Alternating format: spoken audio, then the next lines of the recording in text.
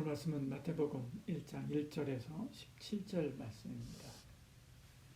아브라함과 다윗의 자손 예수 그리스도의 계보라. 아브라함이 이삭을 낳고 이삭은 야곱을 낳고 야곱은 유다와 그 형제들을 낳고 유다는 다마닥에서 베레스와 세레를 낳고 베레스는 헤스론을 낳고 헤스론은 람을 낳고 람은 아미나답을 낳고 아미나답은 나손을 낳고 나손은 살몬을 낳고 살몬은 라합에게서 보아스를 낳고 보아스는 룻에게서 오벳을 낳고 오벳은 이새를 낳고 이새는 다윗 왕을 낳으니라. 다윗은 우리아의 아내에게서 솔로몬을 낳고 솔로몬은 르호보암을 낳고 르호보암은 아비야를 낳고 아비야는 아사를 낳고 아사는 여호사밧을 낳고 여호사밧은 요람을 낳고 요람은 우시야를 낳고 우시야는 요담을 낳고 요담은 아하스를 낳고 아하스는 히스기야를 낳고 히스기야는 므낫세를 낳고 므낫세는 아몬을 낳고 아몬은 요시야를 낳고 바벨론으로 사로잡혀 갈 때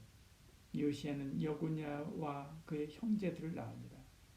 바벨론으로 사로잡혀 간 후에 여구냐는 스알디엘을 낳고 스알디엘은 스룹바벨을 낳고 스룹바벨은 아비옷을 낳고 아비옷은 엘리야김을 낳고 엘리야김은 아소르를 낳고 아솔은 사독을 낳고 사독은 아킴을 낳고 아킴은 엘리웃을 낳고 엘리웃은 엘르아사를 낳고 엘르아사는 mat단을 낳고 mat단은 야곱을 낳고 야곱은 마리아의 남편 요셉을 낳았으니 마리아에게서 그리스도라 칭하는 예수가 나시니라. 그런즉 모든 대수가 아브라함부터 다윗까지 14대요 다윗부터 바벨론으로 사로잡혀 갈 때까지 14대요 바벨론으로 사로잡혀 간 후부터 그리스도까지 14대더라. 아멘.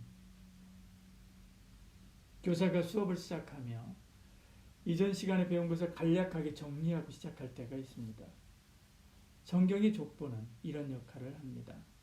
그래서 역사적인 전환을 이룰 때 이전 사건을 계보로 요약 정리하고 그 다음 이야기를 이어갑니다.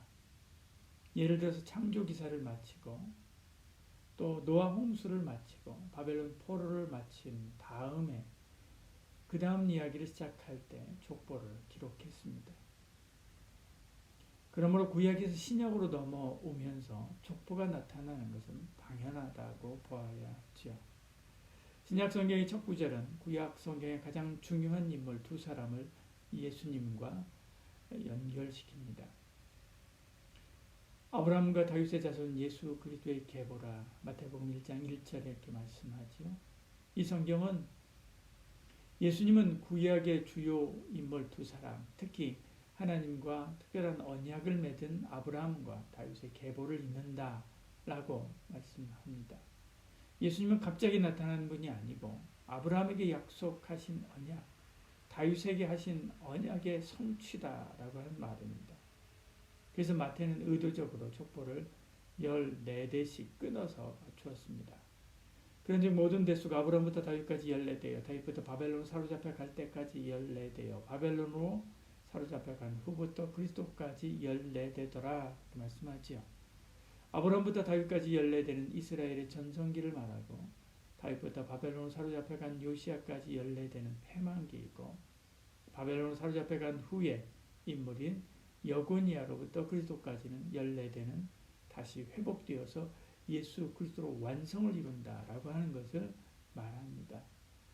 물론 14대의 14는 완전수 7을 두 번 더한 숫자입니다. 그래서 완전한 성취다라고 하는 것을 강조하는 거죠. 예수님은 메시아를 보내주시겠다고 약속하시던 구약의 성도들이 붙잡았던 언약의 완전한 성취입니다.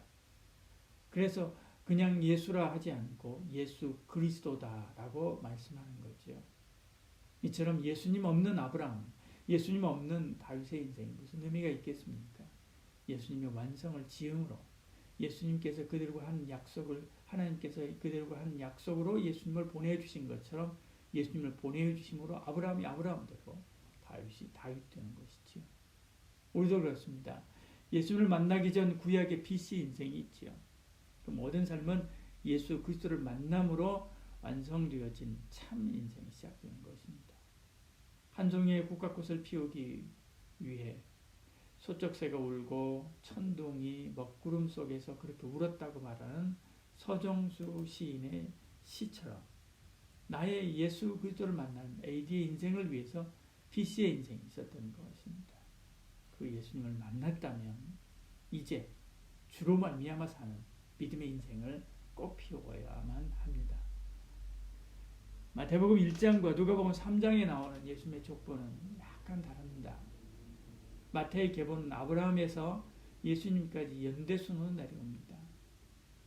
그러나 누가의 계보는 예수님으로 시작해서 아담까지 역사를 거슬러 올라가죠. 그래서 마태의 계보는 나코라고 하는 말로 이어지고 누가의 계보는 아들 또 누구의 아들 레이라는 말로 이어지게 됩니다. 이 외에도 다른 점이 몇 가지 더 발견됩니다. 그러나 마태는 유대적인 배경에서 예수님을 이해하고자 했습니다. 그도 유대인이었을 뿐만 아니라 마태복음의 첫 독자도 유대인이기 때문에 그렇습니다. 그러나 이방인이었던 누가는 이방인 독자들을 위하여 이방인 계보를 기록하는 방식으로 기록했기 때문에 다른 것입니다. 사실 사복음서 모두 예수님이 누구인지를 먼저 선언하고 그리고 시작합니다. 마태는 언약의 성취로서 예수 그리스도께서 오셨다라고 하는 것을 바로 이 1장 1절에서 선언합니다. 마가는 예수님을 하나님의 아들이라고 소개하죠. 마가복음 1장 1절에 말씀하죠.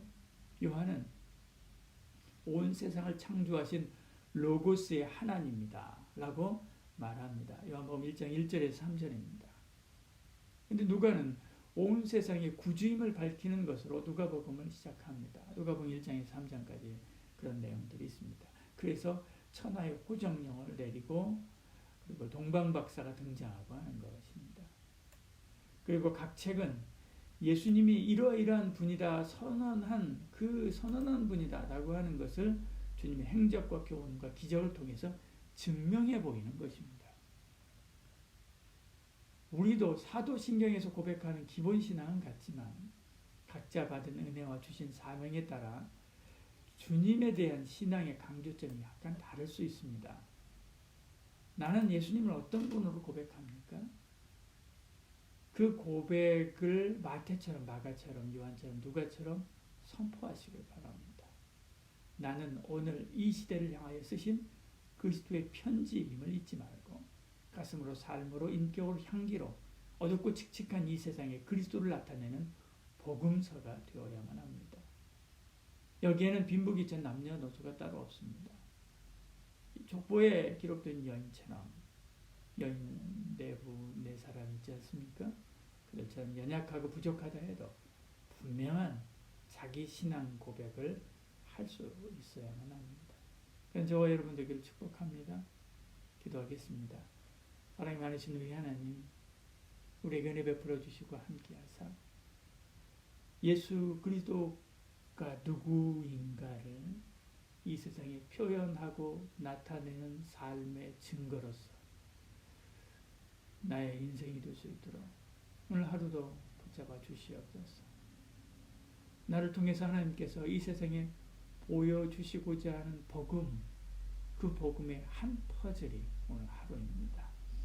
오늘 그 복음에 합당한 삶을 살아내는 저희들 되게 하여 주시옵소서. 예수님 이름으로 기도드리옵나이다. 아멘.